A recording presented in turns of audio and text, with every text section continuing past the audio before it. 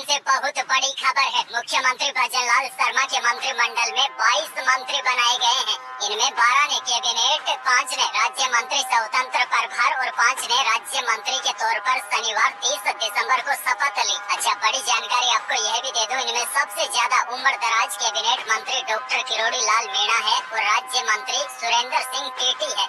दोनों की उम्र 71 साल है और कम उम्र के मंत्री सुरेश सिंह रावत है, यह 40 साल के हैं। वहीं डॉक्टर मंजू बागमार एकमात्र महिला मंत्री है, वह सबसे ज्यादा पढ़ी लिखी भी है। जोराराम कुमावत सबसे कम पढ़े लिखे हैं, वह केवल 7वीं पास है। और बड़ी खबर देखिए, सबसे चौंकाने वाली बात तो यह है, भाजपा ने श्रीकरणपुर सीट से प्रत्याशी सुरेंद्र पाल सिंह टीटी को भी मंत्री बना दिया है। यह राजस्थान में पहला ऐसा मामला है जब चलते चुनाव के बीच प्रत्याशी को मंत्री बनाया गया हो। हालांकि कांग्रेस ने इस पर सवाल भी खड़े किए गए हैं, लेकिन जानकारों की माने तो नियमानुसार कोई भी वयस्क भारतीय नागरिक बिना विधायक बने ही 6 महीने तक मंत्री बना रह सकता है।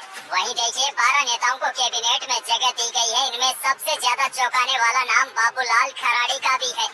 यह झाड़ोल से विधायक है। बताया जाता है कि बाबूलाल खराड़ी अभी भी कच्चे मकान में ही रहते हैं। भाजपा ने बाबूलाल खराड़ी को कैबिनेट में मंत्री का पद देकर आदिवासी समुदाय को अपनी ओर आकर्षित करने की कोशिश की है। और बड़ी जानकारी आपको यह भी दे दूं, 22 में से 17 पहली बार मंत्री बने हैं। आगे बढ़ेंगे, बड़ी खबर देखिए, मंत्रिमंडल के गठन के बाद अब कामों में और तेजी आएगी। हालांकि भजनलाल सरकार ने मंत्रिमंडल के गठन के पहले ही 5 ऐसे बड़े वादों को पूरा कर देने का ऐलान कर दिया था, जो उसने सत्ता में आने से पहले जनता से किए थे। जैसे आयुष्मान भारत योजना के तहत आमजन को 25 लाख रुपए तक के फ्री इलाज की सुविधा का ऐलान, ERCP योजना को अमली जामा पहनाने की शुरुआत और उज्ज्वला योजना के तहत 1 जनवरी को 450 रुपए में गैस सिलेंडर। इसके अलावा संगठित अपराधों के उन्मूलन के लिए एंटी गैंगस्टर टास्क फोर्स का गठन और पेपर लीक मामले में जांच के लिए SIT का गठन। लेकिन मंत्रिमंडल के गठन के बाद जो जनता से जुड़ी योजनाएं हैं, अब उनमें तेजी आएगी और जब पहले कैबिनेट की बैठक होगी तो उसमें कई बड़े फैसले होंगे, क्योंकि इन बड़े फैसलों से बीजेपी को उम्मीद है कि साल 2024 में होने वाले लोकसभा के चुनाव में जनता पर इसका सीधा प्रभाव पड़ेगा। अच्छा, बड़ी खबर देखिए, 450 रुपए में सिलेंडर किन लोगों को मिलेगा और इसके लिए क्या क्या करना पड़ेगा। वहीं इस फैसले के बाद 2024 से कौन सी बड़ी योजनाओं की शुरुआत होगी, इसके बारे में कल शाम को मैंने पूरी डिटेल के साथ वीडियो भी दिया है। आगे बढ़ेंगे, राजस्थान से एक और बड़ी खबर, जयपुर में एक बार फिर हेलीकॉप्टर राइड शुरू हो गई है। इसके जरिए टूरिस्ट हेलीकॉप्टर से आमेर, नाहरगढ़, जयगढ़, जल महल, हवा महल सहित 4 दीवारी के प्रमुख बाजार और अरावली के जंगलों को आसमान से निहार सकते हैं। जयपुर में हेलीकॉप्टर राइड के लिए प्रति मिनट 1000 रुपए देने होंगे, यानी कि आप 5 मिनट हेलीकॉप्टर से यात्रा करते हैं तो आपको 5000 रुपए खर्च करने पड़ेंगे।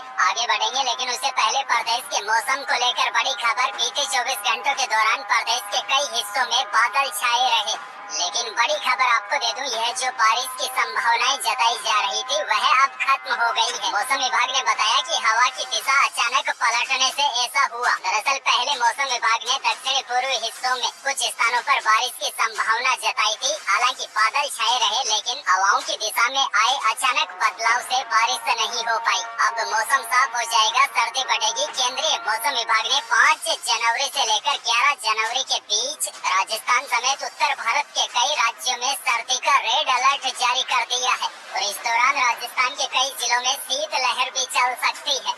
देश की एक और बड़ी खबर, PM नरेंद्र मोदी अयोध्या में PM उज्ज्वला योजना की 10 करोड़वीं लाभार्थी के घर अचानक पहुंच गए। PM ने योजना की लाभार्थी के आवास पर चाय पी और उससे बातचीत की। PM का यह कार्यक्रम पहले से निर्धारित नहीं था। ऐसे में प्रधानमंत्री नरेंद्र मोदी के मीरा के घर अचानक पहुँचने से पूरी बस्ती के लोग हैरान रह गए। यही थी आज की बड़ी और महत्वपूर्ण खबरें। वीडियो को लाइक करना बिल्कुल न भूलिए और चैनल पर नए हैं तो सब्सक्राइब कर लीजिए ताकि आप